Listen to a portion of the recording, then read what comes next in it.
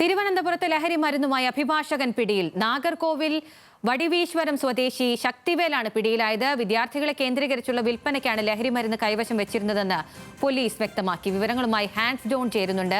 Hans, എന്തൊക്കെയാണ് കൂടുതൽ വിശദാംശങ്ങൾ? അഖില, ഇന്ന് ഉച്ചയോടുകൂടിയാണ് ഇത്തരത്തിലൊരു സംഭവം നടക്കുന്നത്.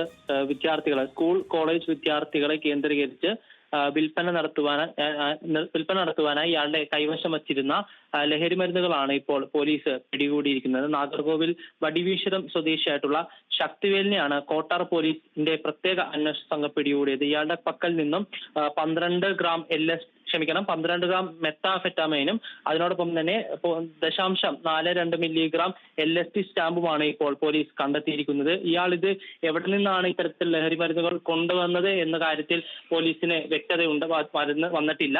നിലവിൽ ഇയാൾ കസ്റ്റഡിയിലാണ്. ഇയാളെ കോടതിയിൽ ഹാജരാക്കും അല്പസമയത്തിനുള്ളിൽ. കൂടുതൽ അന്വേഷണം ഈ സംഭവത്തിൽ ആവശ്യമാണെന്നാണ് പോലീസ് നൽകുന്ന വിവരം. അഖില.